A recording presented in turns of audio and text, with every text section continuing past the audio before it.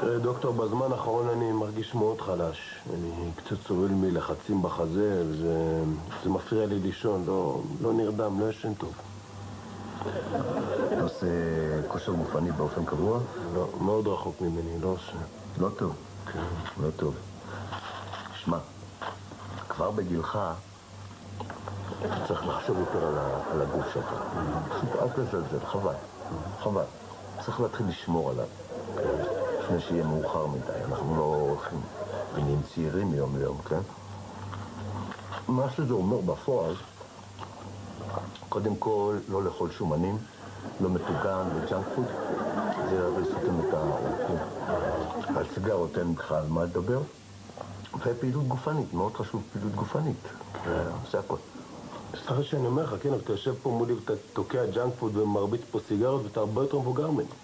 מה אתה מדבר? בן כמה אתה? 32. אני בן 25.